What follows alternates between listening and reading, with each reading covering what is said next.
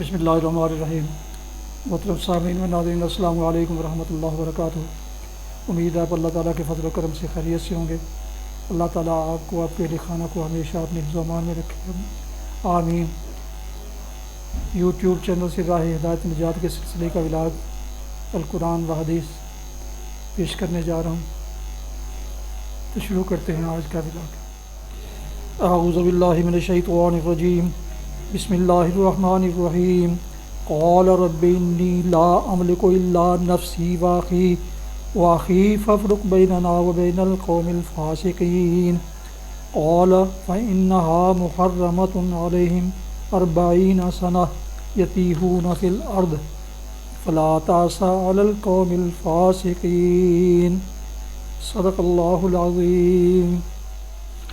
سورہ المائدہ کی آیات مبارکہ 25 اور 26 کی تلاوت سماعت فرمائی۔ اس کا اردو ترجمہ پیش کرتا ہوں۔ قال رب انی لا املک الا نفسی۔ اس پر موسیٰ نے کہا، اے میرے رب، میرے اختیار میں کوئی نہیں مگر یا میری اپنی ذات یا میرا بھائی، پس تو ہمیں ان نافرمان لوگوں سے الگ کر دے۔ اللہ نے جواب دیا، اچھا تو وہ ملک 40 سال تک ان پر حرام ہے، یہ زمین میں مارے مارے پھریں گے۔ ان نافرمانوں کی حالت پر ہرگز ترس نہ کھانا۔ تلاوت اور ترجمہ کی گئی آیات مبارکہ کی تفسیر بیان کی جاتی ہے۔ یہ زمین میں مارے مارے پھریں گے۔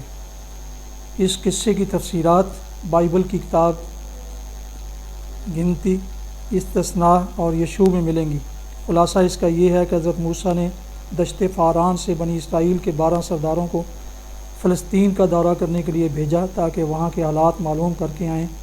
یہ لوگ 40 دن دورہ کر کے وہاں سے واپس آئے اور انہوں نے قوم کے مجمع عام میں بیان کیا کہ واقعی وہاں دودھ اور شہد کی نہریں بہتی ہیں، لیکن جو لوگ وہاں بسے ہوئے ہیں وہ زور آور ہیں۔ ہم اس لائق نہیں ہیں کہ ان لوگوں پر حملہ کریں۔ وہاں جتنے آدمی ہم نے دیکھے وہ سب بڑے قد آور ہیں، اور ہم نے وہاں بنی عناق کو بھی دیکھا جو جبار ہیں اور جباروں کی نسل سے ہیں، اور ہم تو اپنی ہی نگاہ میں ایسے تھے جیسے ٹڈے ہوتے ہیں، اور ایسے ہی ان کی نگاہ میں تھے۔ یہ بیان سن کر سارا مجمع چیخ اٹھا، اے کاش ہم مصر ہی میں مر جاتے، یا کاش اس بیابان میں مرتے۔ خداوند کیوں ہم کو اس ملک میں لے جا کر تلوار سے قتل کرانا چاہتا ہے؟ پھر تو ہماری بیویاں اور بال بچے لوٹ کا مال ٹھہریں گے۔ کیا ہمارے لیے بہتر نہ ہوگا کہ ہم مصر کو واپس چلے جائیں؟ پھر وہ آپس میں کہنے لگے کہ آؤ ہم کسی کو اپنا سردار بنا لیں اور مصر کو لوٹ چلیں۔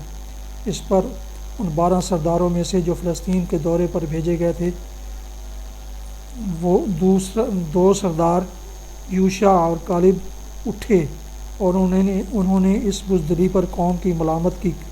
کالب نے کہا، چلو ہم ایک دم جا کر اس ملک پر قبضہ کر لیں، کیونکہ ہم اس قابل ہیں کہ اس پر تصرف کریں۔ پھر دونوں نے یک زبان ہو کر کہا، اگر خدا ہم سے راضی رہے تو وہ ہم کو اس ملک میں پہنچائے گا۔ فقط اتنا ہو کہ تم خداوند سے بغاوت نہ کرو اور نہ اس ملک کے لوگوں سے ڈرو، اور ہمارے ساتھ خداوند ہے، ان کا خوف نہ کرو۔ مگر قوم نے اس کا جواب یہ دیا کہ انہیں سنگسار کر دو۔ آخرکار اللہ تعالیٰ کا غضب بھڑکا اور اس نے فیصلہ فرمایا کہ اچھا، اب یوشع اور کالب کے سوا اس قوم کے بالغ مردوں میں سے کوئی بھی اس سرزمین میں داخل نہ ہونے پائے گا۔ یہ قوم 40 برس تک بے نمایاں پھرتی رہے گی، یہاں تک کہ جب ان میں سے 20 برس سے لے کر اوپر کی عمر تک کے سب مرد مر جائیں گے اور نئی نسل جوان ہو کر اٹھے گی، تب انہیں فلسطین فتح کرنے کا موقع دیا جائے گا۔ چنانچہ اس فیصلہ خداوندی کے مطابق بنی اسرائیل کو دشت فاران سے شرق اردن تک پہنچتے پہنچتے پورے 38 سال لگ گئے۔ اس دوران وہ سب لوگ مر کھپ گئے جو جوانی کی عمر میں مصر سے نکلے تھے۔ شرق اردن فتح کرنے کے بعد حضرت موسیٰ کا بھی انتقال ہو گیا۔ اس کے بعد حضرت یوشع بن نون کے عہد خلافت میں بنی اسرائیل اس قابل ہوئے کہ فلسطین فتح کر سکیں۔ ان نافرمانوں کی حالت پر ہرگز ترس نہ کھاؤ۔ یہاں اس واقعہ کا حوالہ دینے کی غرض سلسلہ بیان پر غور کرنے سے صاف سمجھ میں آتی ہے۔ قصہ کے پیرایہ میں دراصل بنی اسرائیل کو یہ جتانا مقصود ہے کہ موسیٰ کے زمانہ میں نافرمانی، انحراف اور پست ہمتی سے کام لے کر جو سزا تم نے پائی تھی، اب اس سے بہت زیادہ سخت سزا محمد صلی اللہ علیہ وسلم کے مقابلہ میں باغیانہ روش اختیار کر کے پاؤ گے۔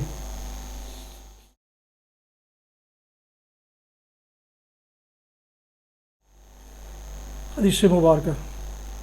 سابق راوی یعنی حضرت ابو ہریرہ رضی اللہ عنہ سے روایت ہے، رسول اللہ صلی اللہ علیہ وسلم نے فرمایا،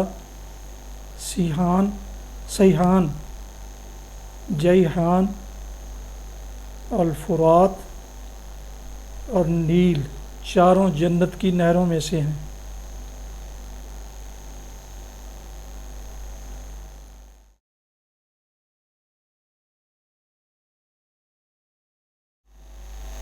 ناظرین سامعین محترم، نبیات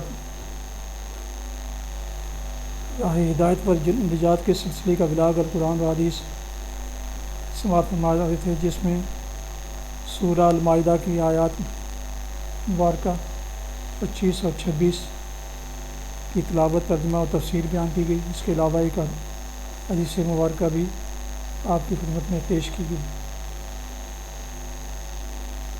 کرنے سے پہلے گزارش ہے کہ جن دوستوں نے ابھی تک میرے یوٹیوب چینلز کو سبسکرائب نہیں کیا، سبسکرائب کر کے لائک کر کے بیل آئیکن کو ضرور پریس کر لیں، تاکہ آنے